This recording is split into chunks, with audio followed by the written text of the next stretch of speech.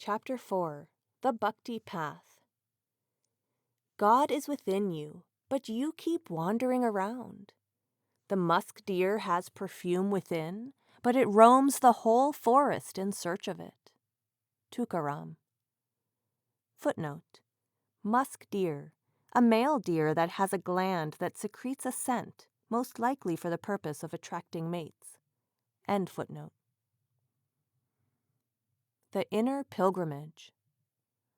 A common perception of the Maharashtrian mystics and their disciples is that they participated in the popular ritual practices of the people of the region, making regular pilgrimages to the Pandhari temple in the town of Pandharpur, while singing songs accompanied by the playing of flutes. It is thought that they advocated bathing in the Chandrabhaga River and worship of the god Vittal, the stone figure that stands in the temple with his hands on his hips. Such pilgrimages did take place in the time of Namdev and Tukaram, and they are still popular practices today. However, in speaking of these pilgrimages, the mystics were not encouraging outward ritual, but rather using popular and much-loved practices and perceptions to communicate their message. Just as someone who wants to tame a wild horse starts by running along with it, so the spiritual master shares his perspective by building on the disciple's perspective. Taking the pilgrimage as a metaphor, the poet mystics explained that it is not the outer pilgrimages that lead to God, but the inner pilgrimage on the inward path of devotion. Dr. R.C. Dere, born 1930, one of the scholars of the Bhakti movement in Maharashtra, explains that visits to the brick and stone temples are ennobling only if they lead to the pilgrimage within. He says, "The mystics of Maharashtra talked of the body as the temple in which the Lord should appear. They did not belittle visiting the holy places of pilgrimage and temples, but they yearned that these temples should bring about inner purity and help in ennobling human life, because the very existence of these temples and holy places is for that reason." Mystics see the potential of every human being to realize the divine within, because the microcosm of the human body contains the macrocosm of the boundless. Tukaram says, referring to the third eye, the Tisra till means a sesame seed, the subtle point where disciples focus their attention during meditation. The Lord has built a house as small as a sesame seed, and he dwells within. This house is as small as an atom, but it is filled with light. That focus, as small as a sesame seed, contains the three worlds. The form of the Lord comes and goes in that focus. This focus, says Tuka, is filled with three worlds. When we make the pilgrimage to the realms contained in the temple of the body, the temple where the Lord himself dwells, then we transform ourselves into real devotees. Dr. Dere explains that the mystics of Maharashtra saw the places of pilgrimage as symbolic of this inner journey of transformation. He says, "The mystics of Maharashtra did have great respect for the sacred river Chandrabhaga, the holy place of Pandharpur and its god Vittal, but they made it clear in their teachings that it is the Chandrabhaga of Bhakti that should flow in our hearts, and that our whole life should take on the subtle character of Pandharpur. They said, your body should become the temple in which should appear Vittal, the Lord God. And if all this doesn't take place, your bathing in the Chandrabhaga river, your pilgrimage to Pandharpur, and your darshan of Vittal in the temple is all a waste, a sham, the nourishing of hypocrisy."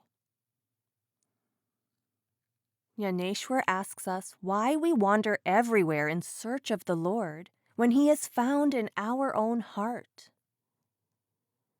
The one who is worshipped at hundreds of places of pilgrimage, that Lord lives in your heart.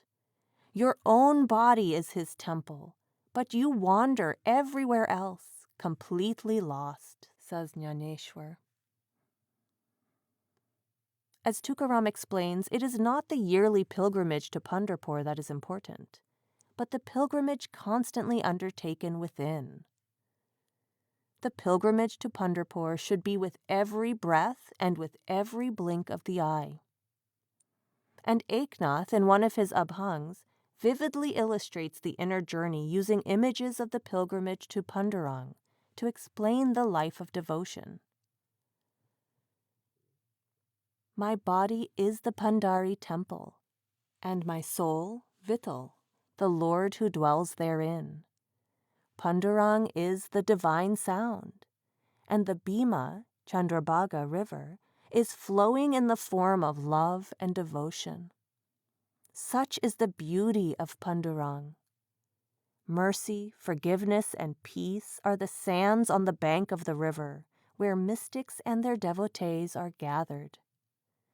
Knowledge, contemplation, devotion, discernment, and bliss are the sounds of the flute, beautifying the place.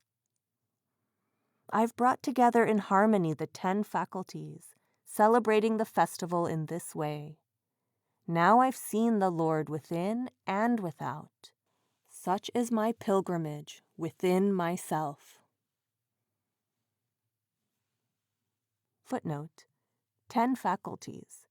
5 sense faculties: smelling, tasting, seeing, touching, hearing, and 5 faculties of action: moving, grasping, speaking, eliminating, reproducing. End footnote. Mystics tell us that this inner pilgrimage is a journey more wondrous than anything we can imagine. In this journey, devotees travel through radiant regions. With their inner eye and inner faculty of hearing, they see sights and enjoy music unparalleled in the outer world. Jnaneshwar describes beautifully the glories that are seen and heard when this inner pilgrimage is undertaken, and Eknath urges us to make the journey within. The lamp of worship has come to full shine inside, light so bright the sky can't contain it. Both sun and moon have set in its brilliance. Celestial instruments resound in rapturous sound. Why go far? My Pandharpur is here. When Vittal occupies every atom and every particle of creation, can he be far away at all, says Eknath? The Lord within. Traveling throughout Maharashtra, one sees a profusion of images of gods in tiny shrines and huge temple complexes, in homes, taxis, and shops. Krishna, Rama, Vittal, Shiva, and a host of others, all are venerated. Yet Hinduism also teaches that there is one supreme reality, a God without attributes, unfathomable through words and intellect, about which it can only be said, neti neti, not this, not that. It is believed by many that this unfathomable reality shows itself through numerous faces, each pointing to different divine attributes. Since Hinduism has no one dogma, these faces of God are given different names, and God with attributes is worshipped under many forms, for example as Vishnu, the preserver god, or as one of his incarnations, such as Krishna, Vittal, or Rama, as Shiva, the destroyer god, or as Shakti, the divine mother. As Jnaneshwar says, the Absolute takes on the names of Brahma, the creator, Vishnu, the preserver, and Shiva, the destroyer. People worship their own cherished deity as the highest god, while ideally respecting and honoring God's many other faces. The poet-mystics of Maharashtra make frequent reference in their verses to the many names of God that devotees in their love have given him. They sometimes call him Hari or Ram, more general terms for God. At other times they call him Krishna, or use one of the many other names by which Krishna is known, for example, Chakrapani, the one who holds the discus. They also call God by names that refer to his divine attributes. Niloba, Tukaram's successor, calls him Kripagan, cloud of compassion, and Namdev refers to him as Keshav, the radiant. Tukaram reassures us that Narayan, the shelter of all, will always protect us, and he asks Jagdish, Lord of the universe, to take pity on him. Samarth Ramdas says, how to describe God? Kalpataru, the wish-fulfilling tree? Kamdenu, the wish-fulfilling cow? Chintamani, the wish-fulfilling gem? The vast treasure of Kuber, the god of wealth? To be with God is to be with absolute power. How could all these and so many more ever compare to him? The mystics of Maharashtra often called God by the name of the popular deity of the region, Vittal, or by one of Vittal's other names, Pandhari, Vithoba, or Pandurang. Vittal literally means receiver of the ignorant and those lacking understanding. According to the Padma Puran, one of the scriptures of Hinduism composed between the 8th and 11th centuries, the word Vittal is derived from a phrase meaning, he who draws his devotees unto himself through right knowledge or understanding. Vittal is commonly believed to be an incarnation of Vishnu, but when the Maharashtrian mystics speak of Vittal, they refer to the Supreme Lord. Not only the poet mystics of Maharashtra, but also many others have used this term for God. For example, Narsi Mehta of Gujarat and Mirabai of Rajasthan called on God by the name of Vittal. In the Adi Granth too, the Punjabi variant of this name, Bittal, is used to refer to the Supreme Lord. In this connection, Dr. R.C. Dere explains two different perspectives on the nature of Vittal, that of the pundits involved in ritualistic worship, and that of the mystics describing him as the one God for everyone who is worshipped through devotion to the name.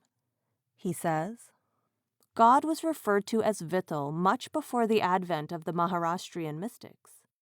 The only thing is that earlier his worship was possible for a select few only, and now he was loved by all and sundry without exception.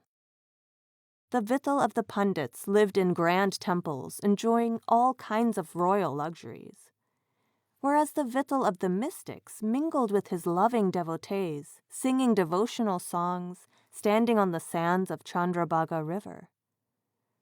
The Vittal of the pundits enjoyed the recitation of Vedic mantras and the sacrifices, whereas Vittal of the mystics did not care for the mantras and sacrifices, but was hungry to hear the glorification of Nam.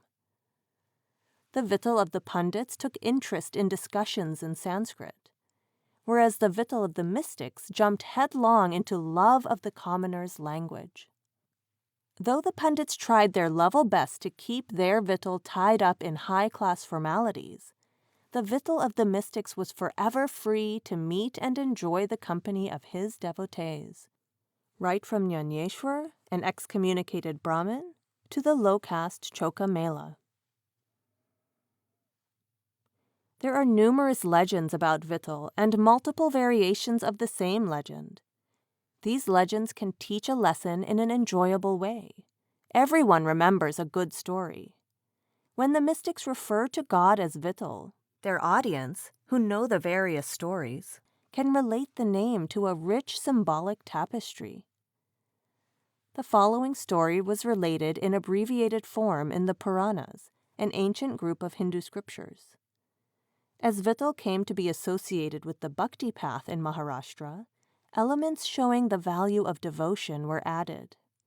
This version is one that is still told in current times. It is said that the Pandharpur temple owes its origin to a man called Pundalik, who behaved as an ungrateful son to his parents in his early life. When he and his wife and parents joined a group of pilgrims on their way to Varanasi, Pundalik and his wife rode on horseback while his parents went on foot. One night the pilgrims stopped at the hermitage of a great sage. Tired from the day's long walk, All fell asleep except Pundalik. As he lay awake, he saw a group of beautiful women clad in soiled clothes enter the hermitage. They swept the floor, fetched water, and washed the sage's clothes. Then they had darshan of the sage, and when they came out, their clothes were spotless, pure white. Astonished at this sight, Pundalik asked them who they were. They replied that they were the river goddesses in whose waters thousands of people bathed. Their clothes became soiled because of the pilgrims' sins, but when they purified themselves by serving the sage, their garments became snow white again. They considered Pundalik the worst sinner of them all because of his ingratitude to his parents. On hearing this, Pundalik was filled with remorse. He implored the forgiveness of his parents and from then on spent all his time in their service. The story continues with the great Rishi Narad coming to the banks of the Chandrabhaga River and observing Pundalik's remarkable devotion to his parents. He reported this to Lord Krishna, who came down from heaven to greet Pundalik. But even Lord Krishna's arrival did not distract Pundalik from his devoted service to his parents. Pundalik did not even turn his head to look at Krishna, but simply tossed a large brick, vit in Marathi, towards Krishna for him to stand upon and wait until Pundalik finished his service. Krishna placed his hands on his hips and stood motionless on the slab, and was soon joined by other devotees. Seeing Pundalik's spirit of bhakti, Krishna, the Lord of Heaven, was pleased to remain at Pandharpur. And there his image stays to this day, shown standing on a brick with his hands on his hips, worshipped as Vitoba, or Vittal, he who stands on a brick. The saints ask their followers to pay attention to the symbolism of stories like this and not take them literally. The aim of this legend is to show the exalted value of devotion. It highlights the fact that it was the spirit of service and devotion of the river goddesses that cleansed them of all the sins they had taken on as the devotees swam in their rivers. We can rid ourselves of sin, not by bathing in holy waters, but by purifying ourselves through devotion and service like that of the river goddesses. And the story shows how important service to one's parents is. So important that Pundalik's devotion compelled even the god Krishna to visit his home. No matter what name is given to the One, there is a profound impulse in human nature to experience the divine directly. But this need is often misdirected and dissipated into ritual and idol worship. People forget that the idol is only an image, and that all the idol's attributes are symbolic. The true Vittal, the true Ram, the true Lord is omnipresent and is to be found within. Mystics remind their congregations again and again of the foolishness of seeing the idol as God. Eknath says, "An image of God is made. What does a helpless woman know? She makes a vow to the idol, then begs, 'Give me a son.' She doesn't understand the truth. How can this be an act of devotion? The God is false, the vow is false, and everyone still cries out in need." Namdev reminds us of what the idol really is. A god of stone never speaks. How can it save a suffering world? Can a god of stone fulfill your desires if it shatters the second you strike it? Worship this way and lose everything. You sculpt a stone and believe it is Ishwar, Lord of the universe. But the divine is something different. At the end of this verse, Namdev tells us that the Lord we so futilely search for in man-made temples can be found in our own body, the temple made by God. My master Kechar has blessed me, says Namdev. Within my own heart, he has shown me God. Yaneshwar also reminds us that we don't have to go anywhere to find the Lord, but only have to realize the one who is already inside us. With devotion in my heart, I set out to worship God. God was within me all along, says Jnaneshwar. I only dissolved in Him. Exhorting us to search within ourselves and find the true power that is the divine, the true Vittal, the real Pandhari, Tukaram says, "See Pandhari within yourself at the 10th door. Search within, and you'll find Soham Brahm standing on the brick," says Tukaram. Footnotes. 1. 10th door, the eye center. The soul's entry to the inner regions when the attention is withdrawn from the body and concentrated there. 2. Soham Brahm. When one reaches a state of identification with the Supreme Being, one says, Soham, I am that. Soham Brahm is the Lord of that high state of consciousness, where one realizes that his true identity is divine. End footnotes. The Unstruck Song. The practice of singing, or kirtan as it is generally known, is a form of worship common to Indian devotional practice across the land. In Maharashtra, people sing the abhangs of the mystics everywhere, at home and in fields and streets as they work and move about, as well as in public devotional gatherings. Through participating in or listening to kirtan, people become familiar with spiritual principles and are inspired with devotion. In Maharashtra, kirtans are held in which kirtankars, the performers, sing hymns, act out stories illustrating the spiritual import of the hymns, and give discourses to explain the verses. The poet mystics explain that this form of worship, the outer kirtan, is a means, not an end. The value lies not in the music or performance of kirtan itself, but in taking to heart the advice given by the mystics in the hymns and devoting oneself to the Nam practice that the hymns glorify. Namdev emphasizes the importance of paying attention to and absorbing the message of the devotional hymns. This is not easy. Speaking in the voice of the typical disciple, he laments the fact that however much we sing the glory of the name in kirtan, it is difficult to realize that name in our inner being. Sleep strips me bare during kirtan and entwines me in dreams of the body. Servants of God keep thundering out the glory of his name, says Namdev, but nothing touches my mind and heart. And Ramdas tells us that we should focus not on the music of the hymns, but rather on God, who is praised through kirtan. If one leaves aside God, who is the knower of all, and becomes engrossed in musical melodies, this is truly an obstacle to realizing God. When one's mind becomes engrossed in music, how will one be able to contemplate on God? When the outer kirtan inspires inner practice, however, consciousness becomes attuned to the inner kirtan, the transcendent music of the divine. This inner music, called by the mystics of Maharashtra Anhadnad, the limitless sound, or Anahatnad, the unstruck sound, resonates in the temple of the human body.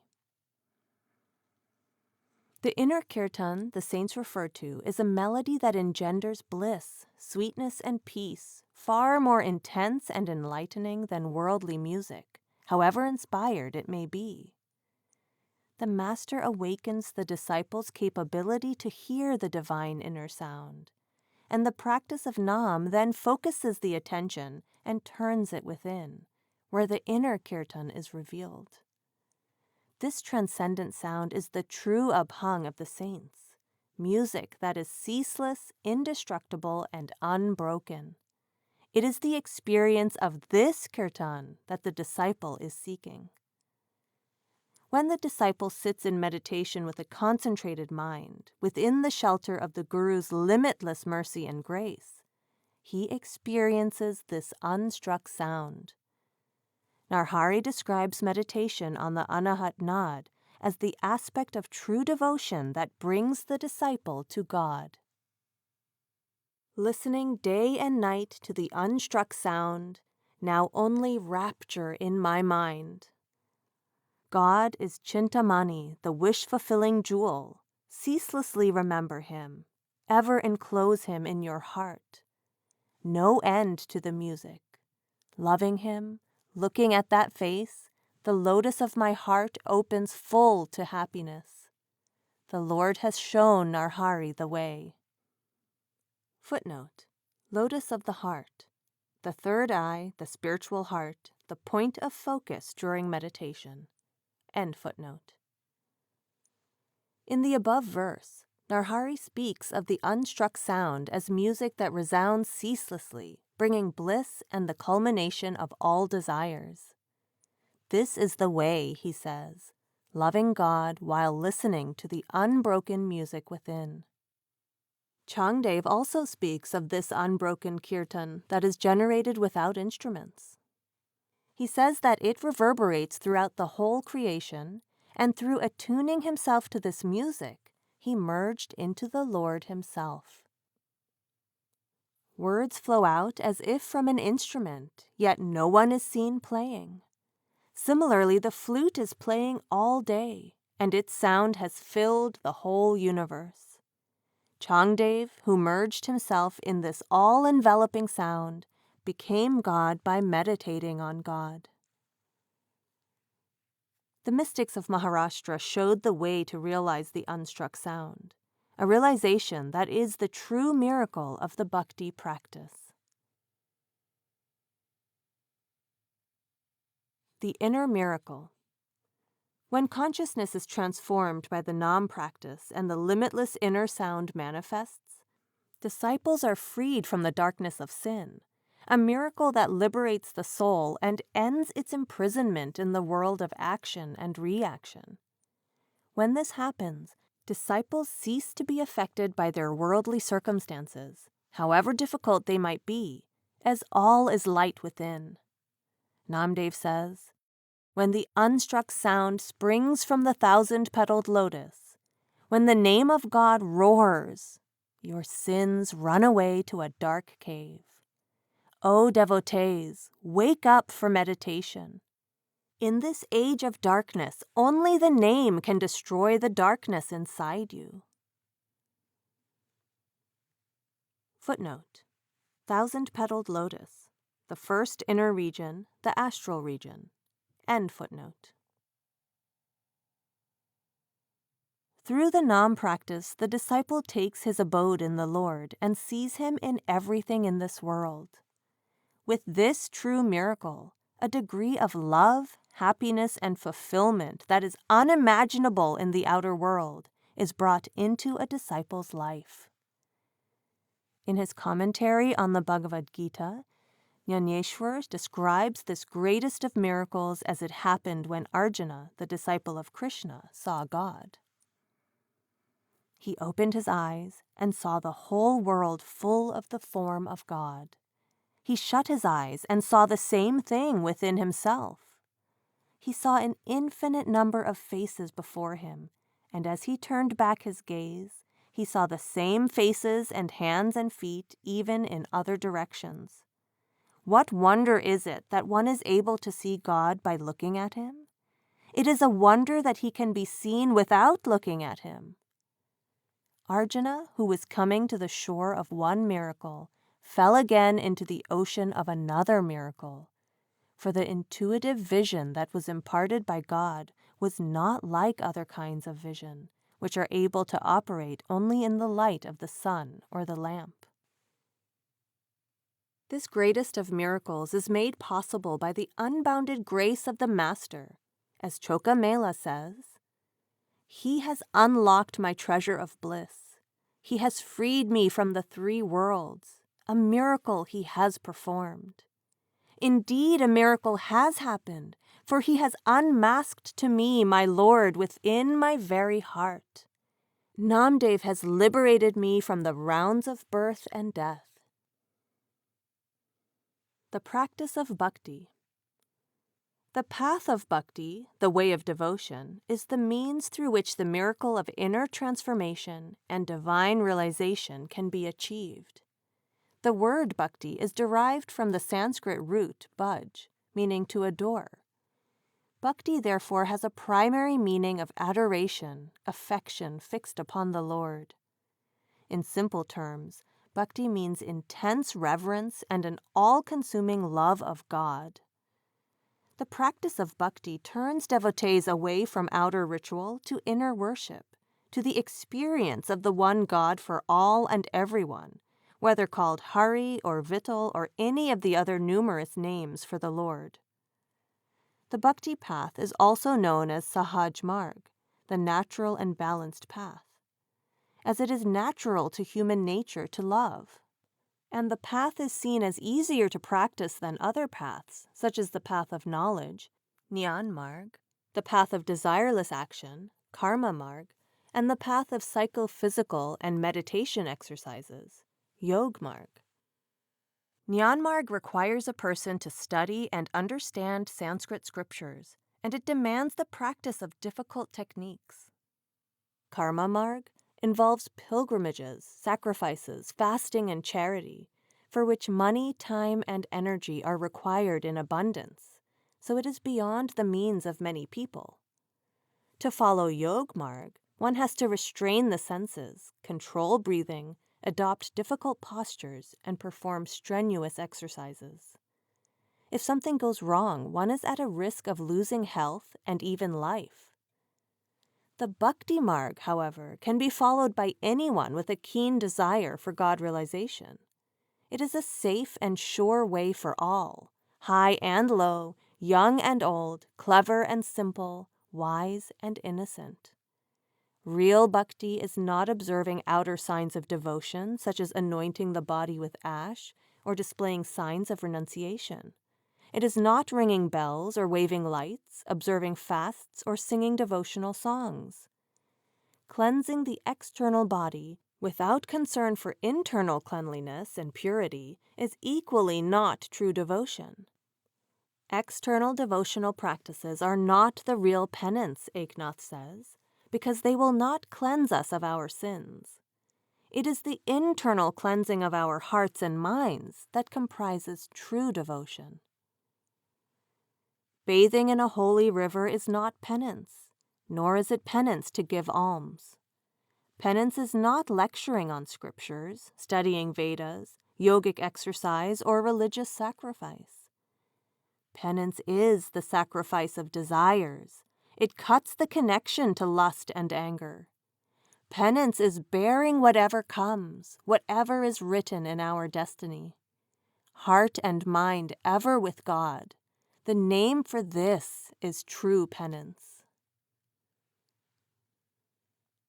The Bhakti Marg rests on the principle that a devotee can realize God by loving God, by turning the attention inwards to the Lord, who resides within the human body. Emotion is intrinsic to human nature, and thus the Bhakti Marg is appropriate for everyone. With discipline, patience, and ardent longing, emotion becomes devotion. This transformation enables practitioners to let go of their attachments to the world, surrender the ego, and demolish the barriers of mind and perception that stand between them and the Lord. Having let go of the world, they are freed to experience a personal, intimate relationship with the divine.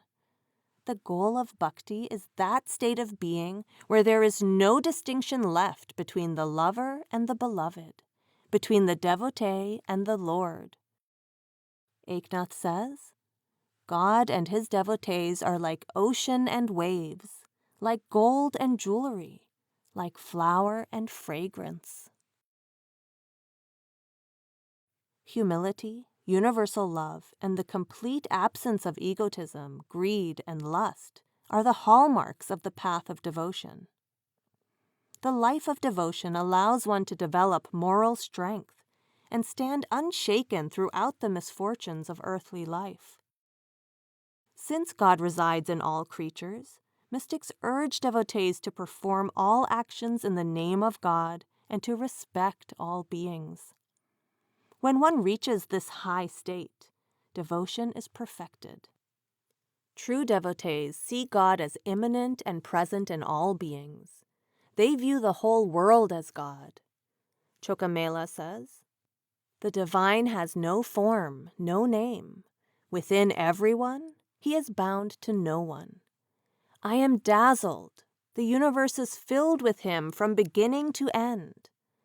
God has appeared within me," says Choka. "Now all my doubts have dissolved." In Bhakti, a devotee's only refuge is the Lord. Single-minded devotion invokes the mercy, forgiveness, and generosity of the divine, and escape from the cycle of birth and death and eternal life in union with the Lord is attained. The Nar, human being, is transformed into Narayan, the Lord. Tukaram says, "He has raised me to his own status. He has put me to rest in the ultimate reality." Swami Vivekananda, 1863 to 1902, a key figure in the revival of Hinduism and the spread of Hindu philosophical teachings internationally, describes the core nature of bhakti. He writes, "Bhakti Marg is a real, genuine search after the Lord, a search beginning, continuing, and ending in love. One single moment of the madness of extreme love of God brings us eternal freedom. When a man gets it, he loves all, he hates none, he becomes satisfied forever. This love cannot be reduced to any earthly benefit, because so long as worldly desires last, that kind of love does not come. Bhakti is its own fruition, its own means, and its own end." The Maharashtrian mystics mention three subjects again and again as key to the practice of the Bhakti Marg: the master, the name, and devotion itself. Without the guru or spiritual master, one cannot know Nam.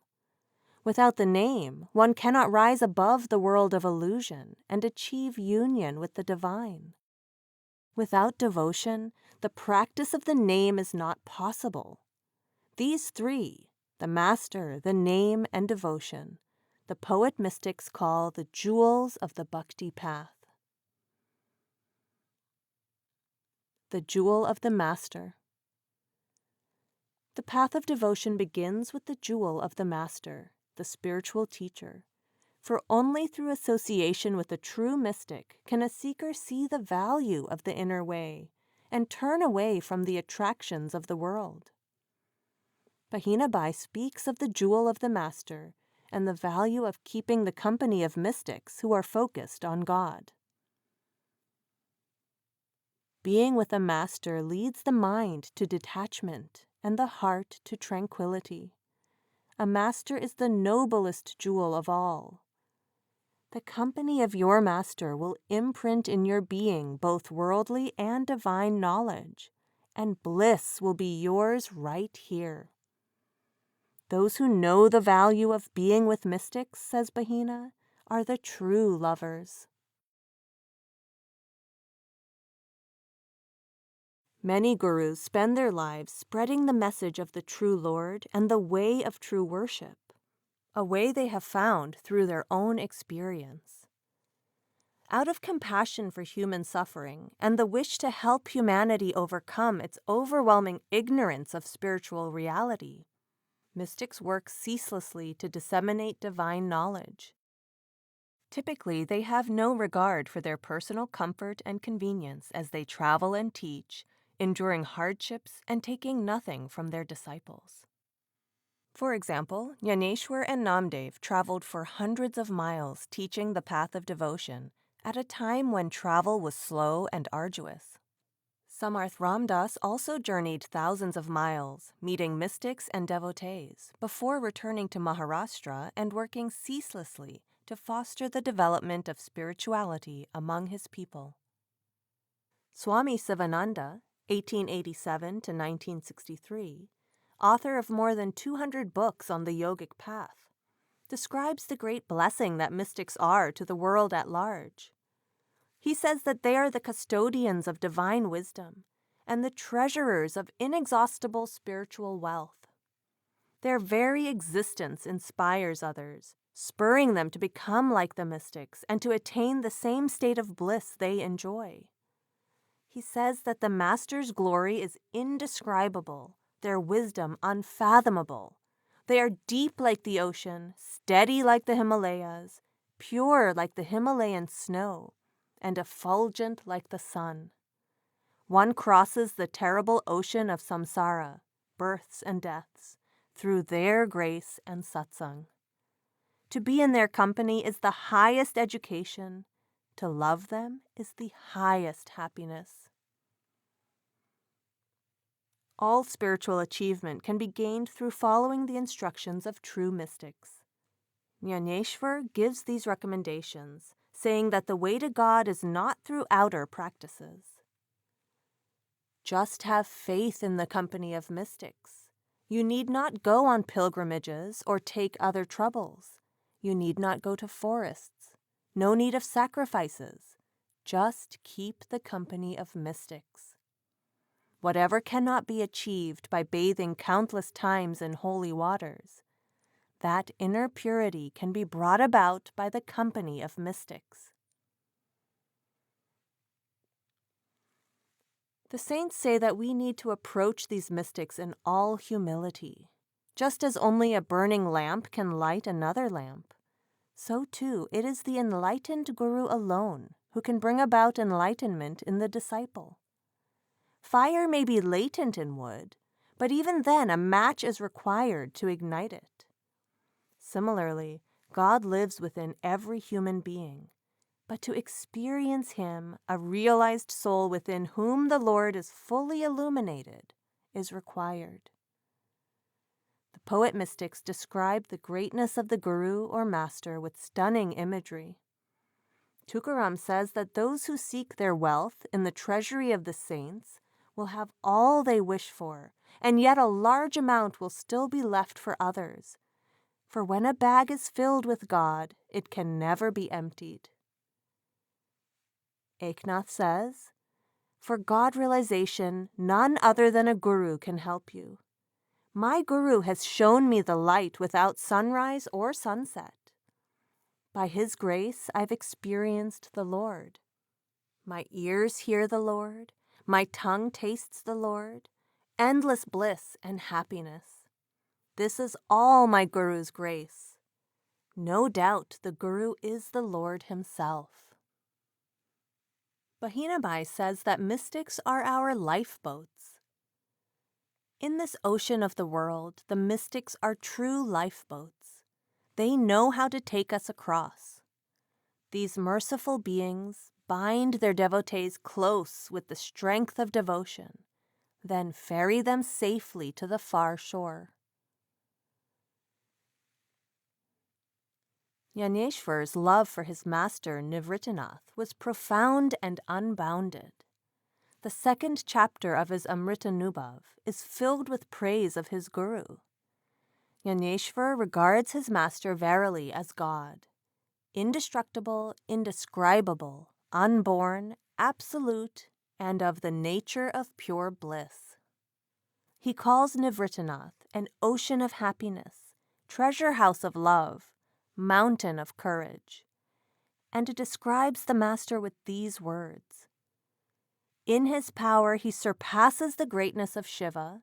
He is the mirror in which the soul sees its bliss.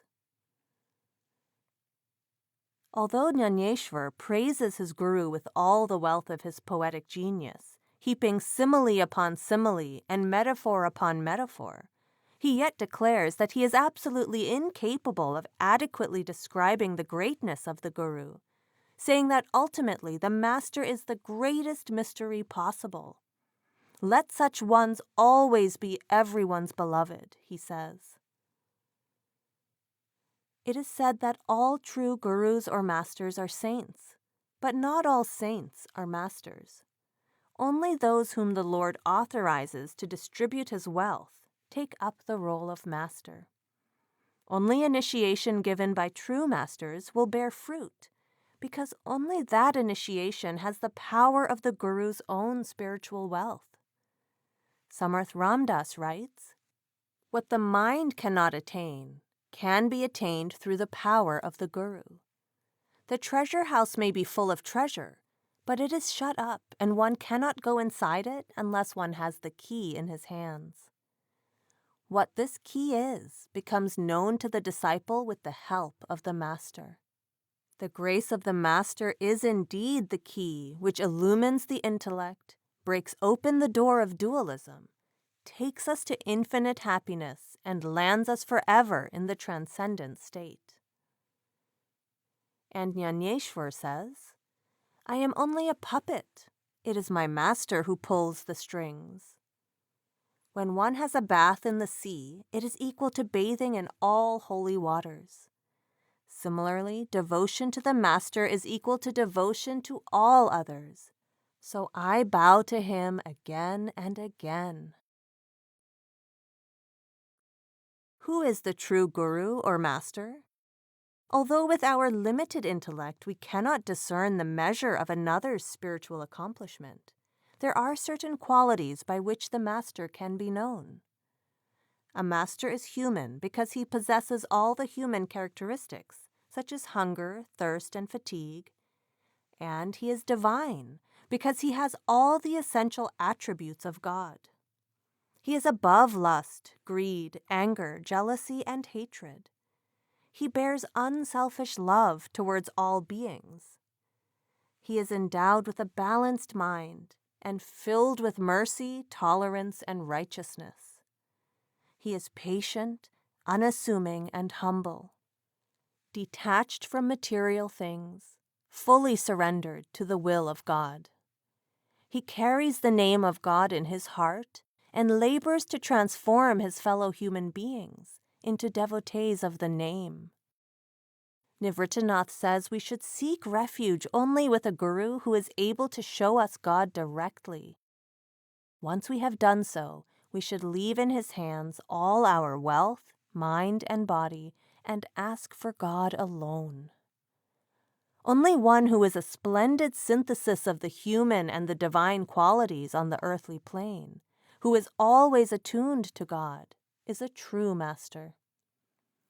Tukaram describes the Master as one whose attachments and love are only for God, one who does not acknowledge the true existence of anything other than God, one who considers body, riches, name, and fame as of no value, and who, in spite of all demands upon him, lives in a permanent state of meditation.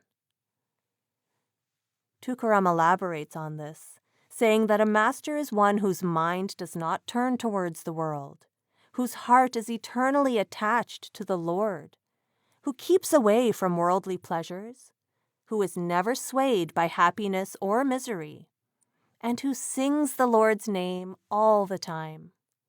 He is full of the nectar of pity and mercy, and therefore uses all his energy and knowledge for others. While showing mercy, he does not think mine and not mine. Such a Master is actually God. Wherever he stays is a heaven. In another verse, Tukaram describes those who are not mystics. He writes, "They're not mystics just because they play instruments and drape an ascetic's blanket over their shoulders, or sing and recite scriptures. Penances, pilgrimages, and living in forests make no one a mystic. Beads, caste marks, and smeared ashes, these don't make a saint. If they don't forget the body," says Tuka, "they're just people of the world." Eknath explains that real Masters look upon praise and censure alike, and remain always unperturbed by the humdrum of life. They do not allow their peace ever to be disturbed. Saints are free from the realm of duality. Since they do not consider others different from themselves, they do not feel superior to anyone, and consequently there is no place for pride, jealousy, or vices of any kind in them. Jnaneshwar says, "Happiness and sorrow affect a man only when he lives like a fish in the waters of bodily feelings. But when he lives in his own self, Happiness is to him on a par with misery. To the pillar in a house, night is as good as day. Similarly, to him who lives in the self, all dualities are equal. Praise and blame are equal to him, as darkness and flame are equal to the sun. As the sky remains unaffected during all the seasons, similarly no quality affects his mind. The fruits of his actions have been burnt because he has been fire incarnate. Naturally, masters are not interested in seeking power, position, possessions, or fame, nor in displaying superiority or controlling others. They are light-hearted and tranquil and inspire others to live the same way. They are always ready to extend a helping hand to people in distress and bring solace to all. Jnaneshwar describes the master, the sage, the ideal as follows. The ideal sage is like the sun, who does not know the distinction between the evening, the morning, and the noon. Like the ground on which a battle has taken place, he neither conquers nor is conquered. Nevertheless, as by the existence of the sun all actions take place, similarly, by the existence of such a man, the world goes on. By the moon's phases, the ocean becomes full and the lotuses sway, yet the moon does not change. The wind comes and goes, and yet the sky is motionless. Similarly, circumstances may come and go, but they do not affect the mind of such a man. True mystics and gurus are known simply by the perfection of how they live. Professor K.V. Balesuri, born 1909, a philosopher who published more than 30 books on spirituality, writes, "Unbroken remembrance and repetition of the Lord's name is the sadhana, spiritual practice, of the mystics. To be on the guard, to keep it going continuously, is their penance. To be fully dependent on the Lord is their Raja Yoga, the king of yogas, because there is no greater joy in life than to be a puppet in the hands of the Lord. The Lord enters their life in the real sense of the meaning and gives them company throughout their life. So their life is filled with peace and satisfaction. They mix with people because they want to share their bliss and contentment with them. Outwardly, mystics look and behave like any ordinary person, but internally they are soul-centered spiritual persons. They see God's handiwork in everything, and they treat every living being as God's own form, and they see the Lord in everyone. Masters take birth to liberate their devotees. They bring them release from rotating eternally in creation's giant wheel of births and deaths. Jnaneshwar explains that a spiritual aspirant gains the ripe fruit of self-realization only when he implicitly acts according to the orders of his spiritual teacher. Once someone has found a true guru and taken shelter with him, the potential that is unlocked and the grace that is dispensed are limitless. Jnaneshwar compares the master to the philosopher's stone. That which the alchemists vainly seek may be found even in iron, provided one obtains the philosopher's stone by great good fortune. Similarly, where there is the compassion of the guru, what cannot be obtained? He is rich with the infinite grace of his guru. And Tukaram says that the true guru is even more powerful than the philosopher's stone. Other than the Satguru, I find no way out. So first take shelter at his feet. Soon he makes you like himself. He takes little time to do this. The greatness of Satguru is profound, far greater than iron and the philosopher's stone. How blind is the world, says Tuka. It has forgotten the real Lord. The jewel of the name. The practice of the name is the only practice that can lead a seeker to true devotion and God realization during this era, the age known in Hindu philosophy as Kali Yuga, the Dark Age or Iron Age, a time of strife and discord. Namdev thus speaks of the name as the jewel in the crown of all religions. No other method in this age of darkness for crossing the ocean of existence. Day and night just sing the name divine, jewel of light in the crown of religions. Not all can manage the practices, pilgrimages, discourses, or knowledge of scriptures. But if you sing God's name, says Namdev, liberation walks right into your home. Footnote: practices refers to various physical practices as opposed to the inner spiritual practice. End footnote. The poet mystics give preeminence to the practice of Nam because the name resides in both the transcendent and the material realms and is therefore the bridge between the soul and God. Seekers need a way back to their source that is both imperishable and accessible. While the living master is accessible to us, he will eventually leave his body. And God is eternal, but inaccessible at our unevolved level of consciousness. The miracle of Nam is that it is accessible to all as well as imperishable. The Lord in His mercy gives sincere seekers the gift of the Master so He can teach His disciples the way of devotion. And the Master then gives His disciples the gift of Nam to enable them to travel the way. The Nam practice starts with the mental repetition of a name or names given to initiates by their master. These names are more than just words, for they are imbued with the power and energy of the master, and their loving repetition generates remembrance of and love for God. Nam practice culminates in absolute absorption in the transcendent name, the power that is God. Yaneshwar says, singing the name is the royal road to God realization. All the mystics of Maharashtra emphasize the fruitfulness of worship of Nam for God realization. The ideal put before seekers is that the devotee's entire life should become imbued with the name.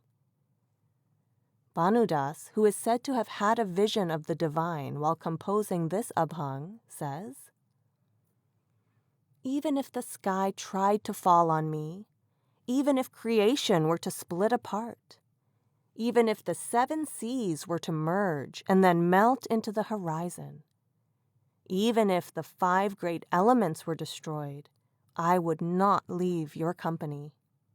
However great a danger I may face, I am determined never to retreat an inch from your name.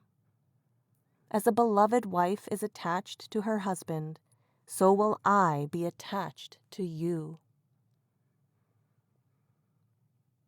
Yaneshwar said that the name is the means of liberation. Mountains of sins perish in an instant at the utterance of the name of God. The name sets free the finite self entangled in the body. And Niloba says that the things we search for in life, love, peace, and satisfaction, all come from repetition of the name. By repeating the name, I found His love. His form became steady in my mind, and my mind became peaceful. I received the nectar of Nam, and my appetite is satisfied. I've forgotten hunger and thirst. His lustrous form sparkles before my eyes.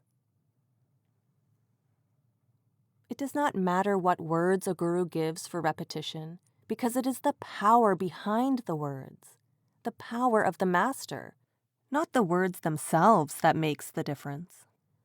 A small story illustrates this statement. A king approached a holy man and asked him for initiation. The master said, "Repeat the word Ram." So the king said, "This simple word I could have come up with myself. Why did I have to come here for that?" The holy man replied, "I will reply to this query later." So the king went away. After some days, the holy man went to the king's court and ordered the security people, "Arrest the king." They of course did not, and although he repeated this command many times, no one arrested the king. The king became furious and commanded his guards, "Arrest the sadhu." And they did. Then the holy man told the king, "This is the reply to your query. I uttered the same sentence that you did, but nobody listened. However, they all fulfilled your order because it had your power behind it." The power of Nam eradicates all apprehensions and anxieties, including the fear of death. Savta Mali, a gardener who became a loving devotee of Namdev and Yaneshwar, says that by the power of the name, one may say farewell to all feelings of fear and strike a blow to the head of death. Chokamela echoes this promise, saying that when we are engaged in practice of the name, we become free from fear and anxiety. And Kanopatra, unique in Maharashtra as a woman whose abangs became famous, although she was the daughter of a courtesan, reassures us that no less than the god of death will be terrified if we utter the name of God. Eknath says, "If you embrace his name with love, all your worries will be his. Feel sad about nothing. God knows and cares for everyone. Never would he desert you. Whatever your state, let it be." Simran, the repetition of the names given to disciples by their guru, focuses the attention and centers it at the spiritual heart. In the mental plane, thought waves are the main obstacles to the fruitful practice of Nam. As human beings, we are constantly doing repetition, remembering and repeating to ourselves our plans and worries, cares and frustrations, and thoughts and feelings about the people and events around us. Simran is the process of substituting Nam and the presence of the Lord for the many thoughts a person naturally generates. Tukaram says, "Throw off the tangled mess of family and hold God in your heart. Break the handcuffs of the world and love the inner song." Tuka says, "I tell you one thing, sing the name of the divine." When the Punjabi mystic Bulla Shah asked Shah Inayat, the gardener mystic, how to meditate, he did not give a long discourse. Working in his garden at that moment, he merely said, "Uproot from here, the world, and replant there, in spirituality." When ceaseless Simran or remembrance of the names given at initiation is done with loving faith and ardent longing, the mind's scattered attention is concentrated and raised above worldly preoccupations, so the physical plane can be transcended. Remembrance or Simran also helps to keep disciples focused on their spiritual goals during their everyday life and fosters constant awareness of the presence of the divine within. Simran, Tukaram advises, should be done as continuously as possible, both during the time of meditation and throughout the day. Even if you can't concentrate, at least repeat the name. Even if you are not able to repeat the name at all times, at least repeat it during the fixed time. Eknath says, "If it be not possible to find a calm and quiet place, or to secure a good posture and meditate, even the constant repetition of his name will ward off all calamities." And Namdev says, "Keep his name always on your tongue, and he will take care of you. Merciful protector and ocean of happiness, he will liberate his devotees. This is a very easy method. Repeat the name. That is all that is required. Sit in one place, concentrate, and just repeat.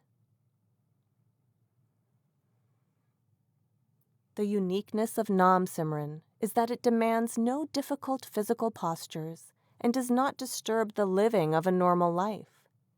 A disciple does not have to abandon family, profession, or wealth, and can enjoy life. It is not necessary to renounce affection for the people around one.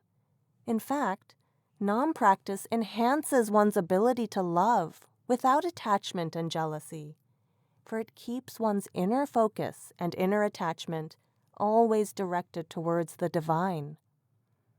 With the practice of Nam, a person comes to realize that the whole world is imbued with the divine. Namdev says, "Know that God lives in all. Day and night, keep the feeling that the Lord lives in everyone." The process of repetition, of remembering to remember, takes time to mature. In the beginning, the disciple has to make an effort and feels that he is doing the repetition. After some time, he experiences a power beyond him driving the remembrance. With practice, the disciple recognizes the Lord himself is doing the Simran.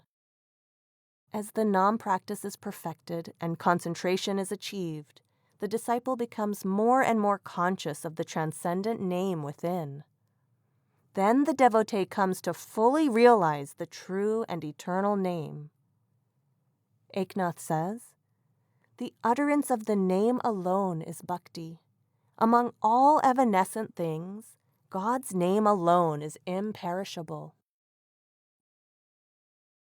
Dr. S.G. Tolpole, 1914 to 1994, a scholar of medieval Marathi language, literature, and mysticism, reminds us that the name is the absolute, the Godhead through which liberation can be found. It is not the vital icon that counts for one's liberation, but devotion to the name of God, the invisible, all-pervading Godhead. It is this ardent devotion to the divine name which is the rallying point of all the saints. Whatever their particular religious tradition, the saints are seekers of the pure, the absolute, a Godhead which transcends their own traditional allegiances. And Namdev tells us that the name is no less than the true form of the one supreme being. The name is his form. His form is his name. His name is not apart from his form. The one, formless, has taken the form of the name, and within Namdev he has made his abode. In his preface to Gurudev Ranade's Mysticism in India, the Poet Saints of Maharashtra, Swami Muktananda, 1908 to 1982, an internationally known spiritual teacher, describes this imperishable name.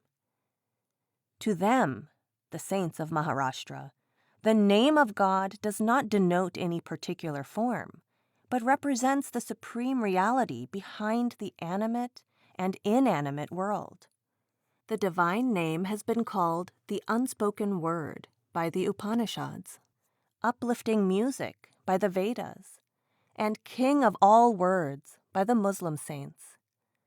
The divine name is the nectar of our life. It is our life itself. The great Saint Namdev said, "The divine name is the abode of divine consciousness." The mystics of Maharashtra often called this divine name the essence. Soirabai, Chokamela's wife, says that Nam is incomparable, the essence of life. And Narhari gives praise to this essence. The divine name is free of charge. This nectar is the essence. Dwell on it always within your heart. The name is the origin. It's the home of loving parents, the storehouse of love and happiness into which the mystics are born. The name is the essence of everything. Narhari repeats it endlessly. The jewel of devotion. Tukaram describes the priceless benefits of devotion as a jewel in his crown. When will I be so lucky that I see the whole universe as you? No end to that happiness, that inner ocean surging with infinite waves of joy. The fire of detachment and discrimination will blaze strong and clear in my mind. Finally, ninefold devotion and a heart that is pure. This is the jewel in my crown. Footnote: Ninefold devotion. The 9 steps or facets of devotion described in the Hindu epic poem Adhyatma Ramayan by Ved Vyas are 1. Association with a spiritual master. 2. Imbibing true mystic discourses. 3.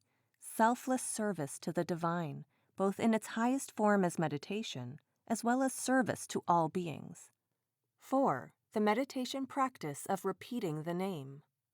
5. Listening to the inner sound. 6. Pure conduct. 7. Seeing God in mystics as well as in all living beings. 8. Contentment born of surrender. And 9. Detachment born of love for the Lord. End footnote. Devotion is the heart of the message of the Maharashtrian mystics. For once seekers have received the invaluable gift of the Master and Nam, it is devotion that propels them to follow the Master's guidance and dedicate themselves to the practice of Nam. Devotion is the disciple's personal relationship with the divine, an attitude of both heart and mind that involves faith, obedience, discipline, and patience, as well as ardent longing, surrender, and blissful self-abandonment. Devotion is the boatman directing the disciple safely to liberation, while Nam is the vessel that holds the disciple above the stormy waters of life. Namdev says, "A treasure that never rusts, O friend. Such a treasure I've been given, the jewel of the Lord. Nam is the boat, and devotion's the boatman. I've crossed the ocean of existence with their help." The mystics themselves walked the talk of the Bhakti Marg, Bole Tesa Chele, to borrow Tukaram's words, and composed their verses based on their own experience. They extolled the way of devotion because that is the way in which they themselves achieved God realization. Namdev exclaims, "The sweetness of jaggery is impossible to describe. Similarly, one cannot talk about the Lord. One who tastes God realization, he alone can understand it. It cannot be explained to others." Imbued with devotion, one becomes the beloved. Eknath says if we concentrate our body, mind, and speech upon one objective, we are sure, in course of time, to be so transformed as to be one with the objective. He says that this is done through the practice of devotion. How wonderful it is that by means of bhakti, a devotee can himself become God. And Tukaram says, "I went to meet him and became him myself. Within and without is the Lord. I am myself the Lord." Achieving devotion so deep and intense that the disciple realizes his or her divinity depends on many factors. In addition to the practice of meditation, the path of bhakti requires adjustment of one's entire way of life, a way that includes development of the attitudes and practices that support devotion. Some of those are described below: clear thinking, discipline, courage, ardent longing, patience, and surrender. When disciples practice meditation and mold their lives according to these qualities, a virtuous circle is created. A positive attitude leads to a way of life that supports meditation, which in turn generates a positive attitude and way of life that leads to more focused meditation. With the grace of the Master, this circle of meditation and right living sails the soul forward towards its destination, the bliss of union with the beloved. Clear thinking. The foundation of the path of devotion is clear thinking. Disciples who cultivate clear thinking and discernment achieve discrimination, vivek, the ability to focus on what is helpful on the path and to discard that which is detrimental. Clear thinking and discernment enable people to live balanced and natural lives, helping them to make choices that support spiritual objectives without resorting to extreme practices that ultimately may backfire and throw a seeker back to the pursuit of ephemeral pleasures. Throughout the passage of life, we are constantly required to make decisions. The Bhakti path is a path of moderation, where seekers try to discern the middle path between restraint and indulgence, detachment and attachment, and discipline and abandon, seeking a balance between the many pairs of opposites life presents. Jnaneshwar speaks of living a balanced human life. The human body is important. It is a means to extricate oneself from the net of bondage. It is the discipline and control of the sense organs, not their destruction. The doctrine of temperance or moderation that is advocated. The Bhakti saints advocate living in the world without attachment to anything, including one's family and possessions. They say that it is natural to love one's family, but it is possible to love them and at the same time not be bound to them. Eknath advises that the highest duty according to Bhagavat Dharma, a devotional and responsible way of life, consists not of leaving the world, but of relinquishing one's attachment to people and possessions, and dedicating one's actions and belongings to the service of God. It is an attitude of mind and heart that leads to pure devotion. Professor Balsari describes what is needed to achieve this attitude of discernment. To experience Nam, instead of obtaining knowledge, one should undo ignorance. Instead of being a non-doer, one should give up the thought of I am the doer. Instead of renouncing the world, one should control desires. Instead of trying to get dispassion, one should burn the tendency of lust. And instead of inviting godliness, one should abandon the feeling of I am the body. And all this is possible if one takes care of the repetition of the name in all circumstances, in all places. The Master certainly helps. Pursuing spiritual development as a priority and practicing devotion without expectation of reward, the true devotee lives in the world, yet is not of it, just as a lotus flower lives above the water, beautiful, dry, and pristine, and yet has its roots in the mud. Jnaneshwar indicates that unless we are content with our worldly lot, we cannot free our minds for spiritual practice. If someone's worldly life is not good, how good can his otherworldly life be? Jnaneshwar is not suggesting that one has to have a good worldly life in terms of material comforts in order to progress spiritually, but rather that one cannot make spiritual progress if the worldly lot that God has ordained causes mental unrest. The poet-mystic sought to bring about a unique reconciliation of worldly and spiritual life. With this reconciliation, mystic practitioners are liberated from fear of the world and have no need to run away from it. Although the Bhakti saints teach disciples to detach themselves mentally from the physical world, they do not advise renunciation.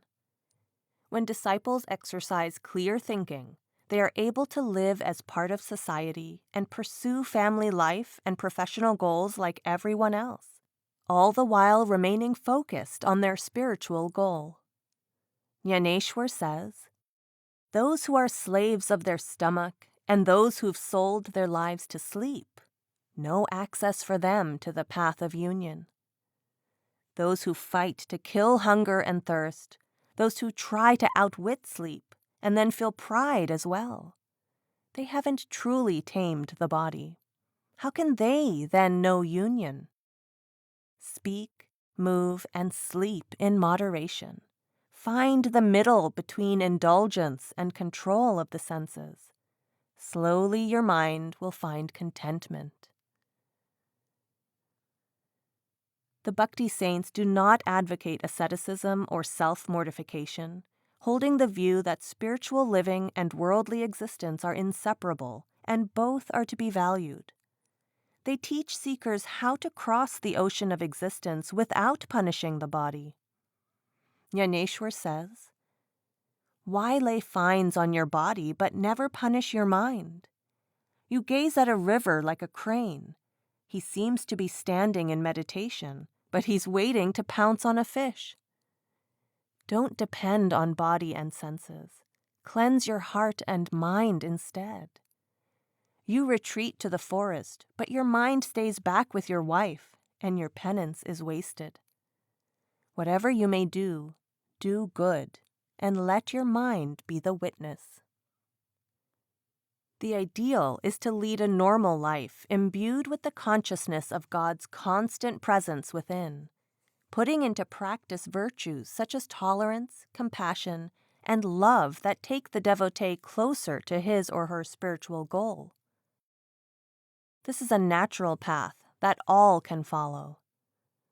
N.N. Reliker, a 20th century writer and editor, describes this path of sincere devotion. The Maharashtrian mystics taught Sahaj Marg, that is a simple and straightforward way of God realization. They explained it in a simple manner and practiced it in a simple manner. Everybody was happy with this path. It combines worldliness and spirituality, bhakti and yoga, karma, action, and sannyas, renunciation. It is a way of leading a normal worldly life while on the way to becoming one with the Lord. When a disciple recognizes that everything is imbued with the divine, spiritual practice can be wholly integrated with worldly life. Jnaneshwar asks, speaking in the voice of the divine, "Are there not different limbs on the same body? Are there not high and low branches on a tree, sprouting from the same seed? I am related to the objects as waves are related to the sea. The fire and the flame are both of them really the fire. It would be vain to deny the world to find me, for it is in the world that I am to be found." Discipline. Devotion entails more than the feelings of love and longing that spiritual practitioners experience. The guru plants the seeds of devotion, but then the disciple must learn the skill of nurturing those seeds until devotion becomes a complete way of life. Learning a new skill demands practice, and practice demands discipline. Practitioners are thus advised to foster discipline by giving some time daily to meditation, with a controlled and focused mind, and to turn Godward even in the midst of daily activities. Samarth Ramdas says, "You may happily enjoy your worldly life, but keep increasing your spiritual life. Use your time well, and life will have been worth living." Meditation is the means through which a disciple stills and purifies the mind in order to become receptive to the beloved within.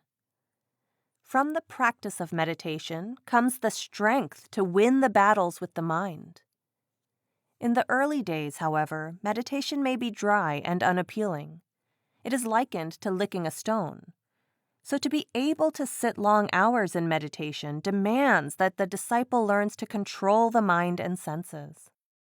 To facilitate this process, mystics advise their disciples to discipline themselves to practice meditation regularly and punctually, particularly in the early hours of the morning.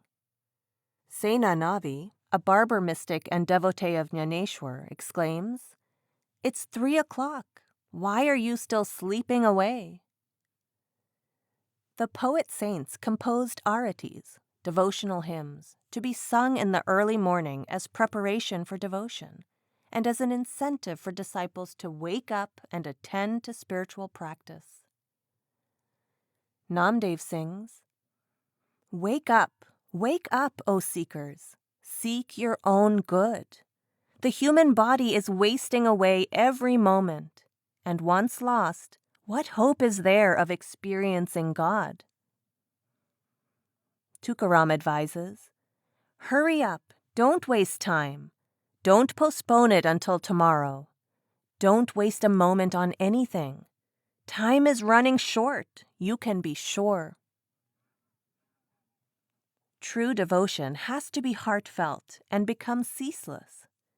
Tukaram says, God realization is not a joke. One has to exchange it with one's own life. Once a person gives his life to God, he performs every action in a way that pleases him. He speaks the truth, performs duties without expectation of reward, abstains from criticizing others, observes practices that support peaceful living, and cultivates personal contentment. These practices can all be achieved by keeping the goal always in mind. The question to ask oneself is, do I want a life of ephemeral outward pleasures, or one of eternal inner peace? Samarth Ramdas asks, if you don't achieve your objective while living, your life has been wasted. If the seed is not sown, how can it grow? If you don't practice devotion in life, how can you know liberation after death? Mystics warn us of the seductive power of the senses. The protection of a disciplined life means controlling drives such as lust, anger, greed, attachment, and egotistical thinking, and cultivating the positive qualities of continence, patience, contentment, non-covetousness, detachment, mercy, humility, modesty, and unpretentiousness.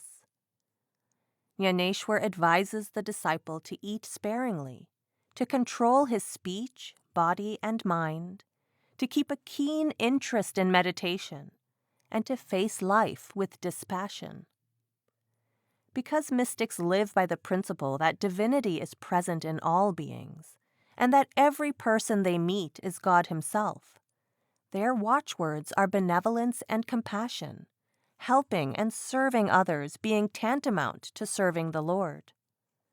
Thus, ahimsa, non-injury to others, is mandatory under all circumstances, and devotees avoid harming all creatures. Vegetarianism, as well as a life of forgiveness, kindness, and compassion for one's fellow beings, are intrinsic to the Bhakti way. Eknath says, real spirituality is that you see the Lord in everyone. While such discipline can be difficult at first, it ultimately leads to a life so carefree and contented that the devotee dances through life without worries, with mind and heart constantly focused on the Lord. Eknath says, blessed are those who dance through life loving God, singing his name. Merciful towards all, they feel happiness and sadness as one. Fountains of wisdom, love, and devotion, they've forgotten the senses, forgotten I and you as two. They live in contentment and certainty. They've dropped the baggage of intelligence and skill and walk through the world as tourists. Awake or asleep, says Eknath, they sing the name, always attuned to the one within.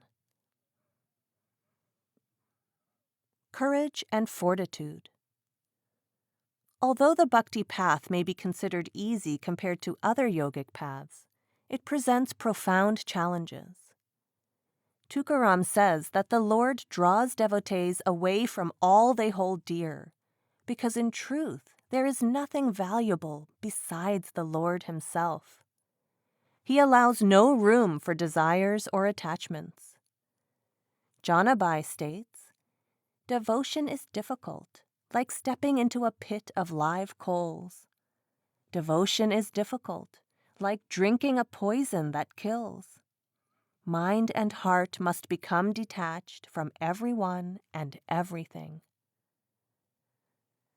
Constant remembrance demands great vigilance and courage. The lazy can never become devotees. This is not meant just for anybody, says Tukaram. You have to pay the price with your life, or else never speak of such things. Because of the courage and strong will needed to persevere on the path of devotion, the path has been likened to a battlefield. Dasopant Deshpande, a contemporary of Eknath, says, "He is a real soldier who fights without weapons. His shield is of Simran, with which he commands the battlefield of mind.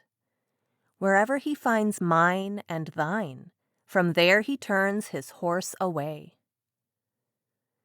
Eknath says, if someone were to reason that he would try for spiritual life after he had gratified his senses, let him remember that death is certain, and no one knows the day and the hour when death will lay his icy hand on us. As the soldier who has entered into the thick of a fight cannot take a moment's rest so long as he has not conquered his foe, so let no man waste a moment to start the search for this divine bliss. Slaying sloth, conquering sleep, let a man watch and pray day and night. There are many pitfalls on the path to liberation. For example, often when people make some spiritual progress, their egos take credit for this progress, and they want to tell others about it. But spiritual practitioners are counseled not to share their spiritual experiences, even with their near and dear ones, and fortitude is needed to keep this treasure concealed. Samarth Ramdas says, "Whatever you see inside, don't let others know about it. Even if you mention it without thinking, the experience may not come again. When a miser gets treasure, he keeps it a secret. Similarly, do your meditation within. Don't let anyone know about it." Disciples must also learn to cope with the demoralization that is caused by both their own negative tendencies and the responses of others to their spiritual endeavors. A devotee may already be dispirited because of slow inner progress, and then is obliged to bear yet another burden. For instance, the taunts and criticism of people who do not understand the disciple's spiritual priorities. Bearing harassment and criticism while at the same time fighting with one's negative habits and emotions can create a war within that feels insupportable to the seeker. A devotee therefore needs courage not to lose focus, to build a life conducive to meditation practice, and to keep on meditating, putting worries aside. Tukaram writes, "Spend your time in meditation, have limited food and entertainment, control the passions, have less speech and sleep. Spirituality is the greatest treasure. Offer your body to the Lord and don't worry about yourself." Drawing inspiration from the mystics he studied so closely, Professor K.V. Balsari, in his book Nam Sadhana, gives guidelines for the modern disciple on maintaining fortitude in meditation. Always find time for meditation so that it becomes a natural habit rather than a boring duty. Guard against both laziness and overconfidence. Do meditation only out of love of the Lord. Remember that slow and steady are the two wheels of the chariot of meditation. Make honesty and keen desire your lifelines. Use intellect cautiously. Be prepared for the chaos that desires cause. Since jealousy and ego could result, don't be impatient for inner experiences, and don't broadcast any that are had. Never think, "I can't," or "beyond me," due repetition at all times. The abhangs of the Maharashtrian mystics make it amply clear how much they themselves had to struggle to make the impossible possible, turning to the Lord as the only help, coming to Him with all their longing and weariness. Tukaram says, "Day and night I have to keep fighting, inside and out, with the world and my own mind. My mind is so quick, it does not remain still for a moment. O Lord, please do not be indifferent. I am harassed. Please run to my help. I am helpless. My only hope is you." Ardent longing. At the heart of the mystic journey lies the longing to experience the love and presence of the divine within. The practice of meditation focuses and nurtures this longing, and the growing desire to meet the beloved propels seekers to more meditation. Thus it is that a cycle of transformation begins. The more effort in meditation, the more ardent the longing becomes. The more ardent the longing, the more effort is made in meditation. In the course of this journey, emotion is transformed into devotion, and seekers become devotees. They finally become so desperate to meet the beloved that this one desire burns away all others. This fire of longing brings an anguish that carries its own unique sweetness, an anguish that every true seeker will come to know. In Bhakti, this anguish of separation has great importance. Because of this feeling, the devotee keeps thinking ceaselessly and fervently of the Lord, longing for His presence. This feeling is to be experienced. It cannot be expressed in words. Yet, the Bhakti mystics have given an approximation of this condition in their verse. Many of the mystics' poems are overflowing with the urgency to meet the Lord, and some of the poet mystics have created aritis, songs of ardent devotion and painful longing to express this craving. In this painful longing for the beloved, the devotee reveals his suffering and restlessness. The poet mystics have written with the most loving and delicate emotion about their pangs of separation. Tukaram speaks of despair descending into his heart as he becomes restless and anguished. Fear and desolation in every direction. I have no friend, my Lord. My heart is in agony, like a fish out of water. What must I do to find you? Asks Tuka. This restless heart must see you. O Jagdish, Lord of the universe, please take pity on me. When saints have pleaded, you've come, but my sins must be standing between us. I do the work of devotion like a job, but my heart gets no comfort. O God, asks Tuka, when will you give me comfort?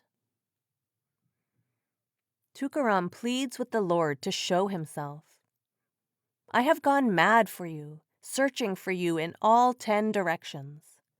I have heard of your beautiful form, and my eyes are desperate to see it.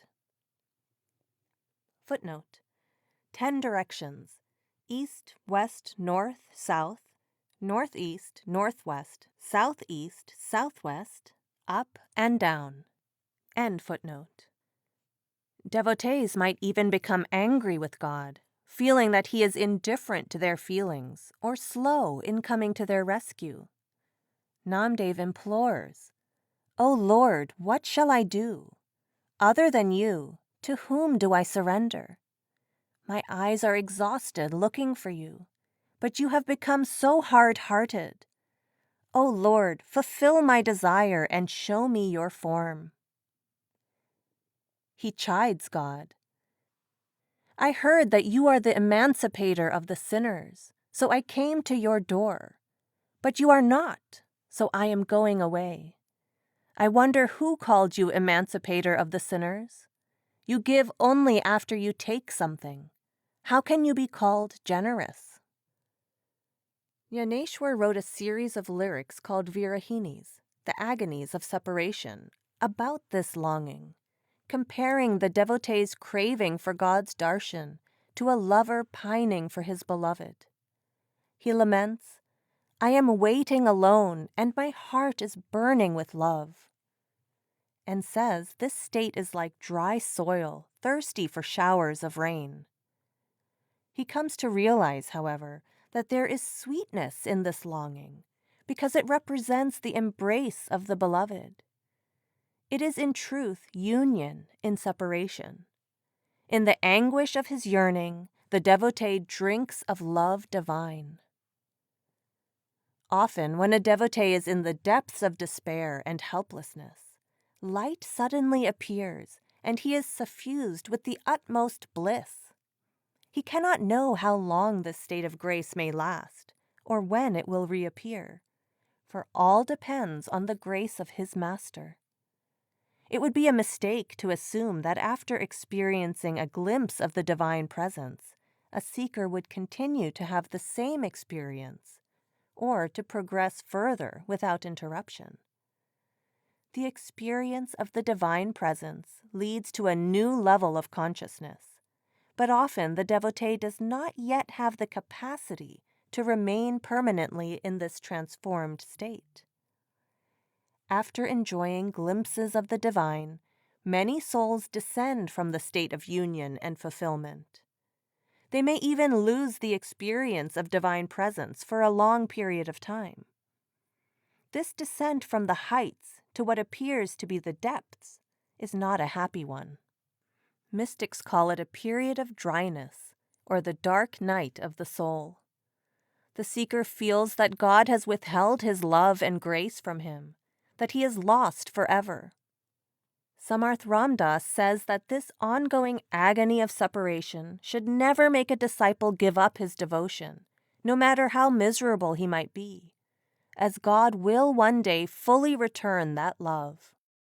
He says, "If we solely devote ourselves to God, God becomes solely devoted to us.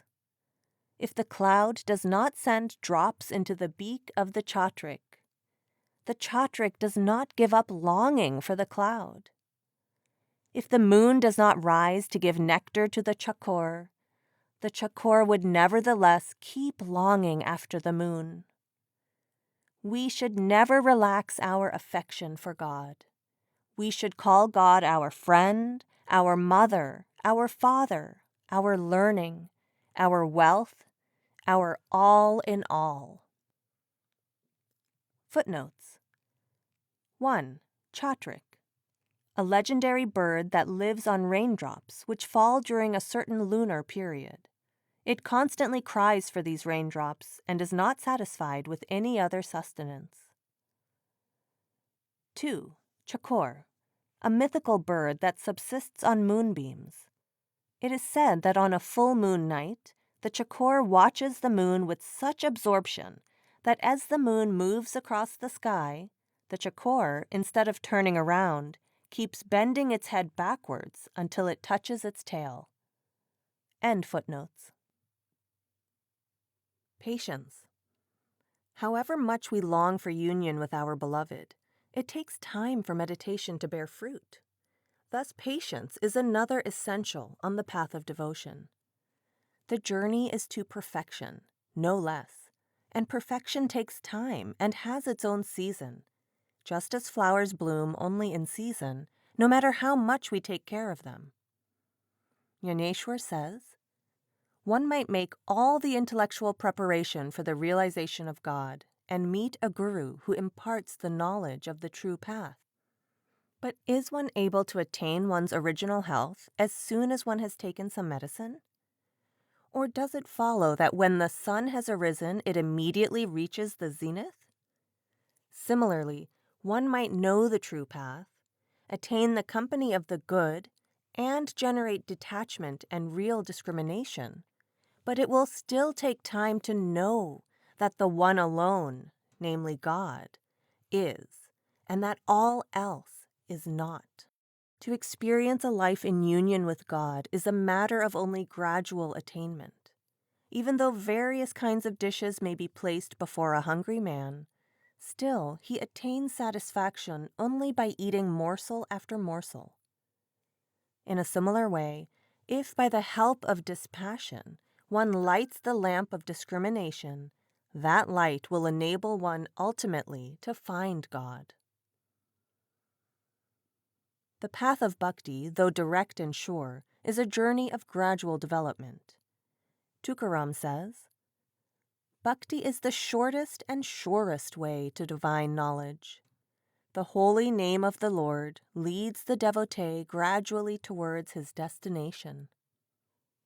The Gaudapada Karika, a commentary on the Hindu scripture Mandukya Upanishad, explains the typical and sobering reality of our human state. The mind can be brought under control only by unrelenting effort, like that which is required to empty an ocean drop by drop with the help of a blade of grass. Samarth Ramdas says that we do not achieve spirituality until we stop thinking of ourselves as just body. And this does not happen all of a sudden. It is naturally a slow process. He says that slow and steady is the best attitude. Whatever you can see, know it's not real. Whatever you can't see, know that it's real. This knowing has grown as my mind has digested the Master's teachings.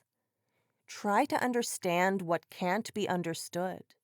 Try to see what can't be seen. Try to know what can't be known. Think clearly and see that this is the way. What is hidden, let it be revealed. What is unattainable, try to attain it. What is difficult to study, study it slowly. Initiation by a true master into the path of Nam does not mean instant enlightenment or illumination, but marks the beginning of a journey. Yaneshwar likens the long and time-consuming journey to God realization with the sowing of a viable seed in a fertile and well-watered field that will produce a rich yield of fruit, but only in course of time. The course of remembering and not remembering fluctuates even during the period of meditation. The result is that an aspirant who has taken up the way of meditation in high hopes may get frustrated and feel the desire to give up. Like climbing Mount Everest, every step can be a challenge at a certain level. Tukaram speaks of this frustration. "O Lord, why don't you speak to me? With my life in my throat, I am awaiting your words, but you're so indifferent. I am anxiously waiting to embrace your feet. I am so restless. Please, O Lord, know my inner condition." It takes time to control the senses and turn the mind inwards, reversing habits of lifetimes on end. For some disciples, it may be a year, for some, a whole lifetime. The spiritual seeker needs faith, courage, discipline, longing, all these qualities, to patiently maintain the rigorous practice of meditation. If the disciple reminds himself of the purpose of life, then clear thinking will fuel commitment. Commitment will fuel longing. And with time and patience, the disciple will come to feel privileged and absolutely relieved to surrender to the divine. Surrender. True bhakti means surrender to the divine will in all things. Samarth Ramdas says, "When a person recognizes that he does not belong to the world, but to the Lord, that is bhakti. Whatever we have to do during our lifetime, we should do it as his work. This is serving him. And to accept whatever we get in return for what we do, without any particular hope and desire, that is his bhakti." Of all kinds of bhakti, self-surrender is the best. It is difficult for anyone to resign himself to God, whom he has not seen and does not know. But as a disciple comes to know his master and grows in the assurance that he can put his trust and faith in him, so he is increasingly able to surrender himself to the master's care. As Jnaneshwar relates, as a river flows towards the ocean with all the wealth of its water, similarly, a devotee resigns everything to the care of the guru. As a woman separated from her husband pines only after him, similarly, to the devotee's heart, the place where the guru resides is the only object of attention. With surrender comes annihilation of the sense of separation and individuality, and the lover merges in the beloved. In surrendering everything, the devotee loses nothing, for it is in complete submission to the Lord that liberation is achieved. Niloba says, "Keep your hope only in the Lord. Repeat his name, he'll take you across." Being mindful of the inescapable fact of death helps a devotee surrender to the Lord. By abandoning the self to the Lord, by living absorbed in the name, the devotee transcends death, as Eknath relates. People are afraid of the very word death. They do not know that it is sure to overtake everyone some day or other. Those who run away on hearing the word death are themselves placed someday on a funeral pyre. Only those who surrender themselves to God escape the clutches of death. Surrender means constant remembrance of the Lord. Namdev reminds us that this is the true path of devotion. Only this favor we should ask of the Lord, that we should always think of him in our hearts, that we should always utter his name with our mouth, that we should always see him with our eyes, that he should always show himself to our right and left, before and after, and at the end of our life. Bhanudas reassures us that this total surrender will have great rewards. Surrender to God and he'll never abandon you. This is my own experience. King or beggar, high or low, if you repeat the name, he will never mislead you. Repeat the name, says Bhanudas, and you'll escape from coming and going on the wheel of millions of forms of life. Finally, as Jnaneshwar says, surrender leads to union. The moment a flame touches camphor, both vanish. The moment I see him, lover and beloved vanish like a dream. Bliss. Vivekananda beautifully describes the harvest of devotion. With progress in Simran, bodily consciousness reduces, and God consciousness increases. The love of God grows and assumes a form which is called Par Bhakti, or supreme devotion. Forms vanish, rituals fly away, books are superseded, images, temples, churches, religions and sects, countries and nationalities, all these little limitations and bondages fall off by their own nature from him who loves God. Nothing remains to bind him or fetter his freedom. A ship, all of a sudden, comes near a magnetic rock, and its iron bolts and bars are all attracted and drawn out, and the planks get loosened and freely float on the water. Divine grace thus loosens the binding bolts and bars of the soul, and it becomes free. When the soul is thus liberated, it experiences the love and radiance of the imperishable name.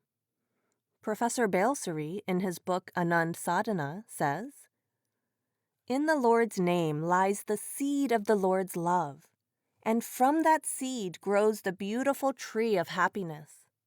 His name is endless, self-born, self-effulgent.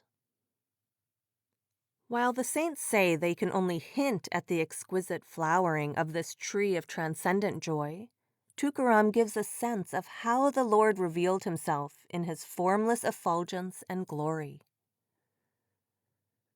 I see God's face, and the vision gives me infinite bliss. My mind is riveted on it, and I cling to his feet. As I look at him, all my mental agony vanishes. Bliss is now leading me to greater bliss. Blessed am I that my efforts are crowned with success. I have attained the desired end. I have seen the formless Lord. I have obtained a treasure that has existed from time immemorial. The liberated soul now experiences the divine in the form of radiant inner light. In the 1,000-petaled lotus is seen the light. The Lord is seen in the form of a flame. This light is different from that of sun and moon. Had all the lightning and fires been merged, they would never have compared with the luster of the great Lord. Thus was the greatness of the Lord's light. His luster shone all around, and I saw it by the grace of the Master. Through the path of devotion, the Lord's light is experienced not just in the inner realms, but everywhere, as Eknath explains. At the dawn of mystical experience, I saw the whole world was clothed in radiance. The ultimate fruit of devotion is this bliss of union with truth, with the divine, with God. With Tukaram, the devotee can now say, I have no more fear and worry, not one more birth and death. A flame burns endlessly within. I don't know day from night. How could I describe the waves of happiness within me? And with Jnaneshwar, the lamp of worship has come to full shine inside, light so bright the sky can't contain it. Both sun and moon have set in its brilliance. Celestial instruments resound in rapturous sound. I've dived into the sea of happiness, such vast delight, words fail. Jnaneshwar says, such devotion I've offered to my Master that I have unmoored from the world and dissolved in his bliss.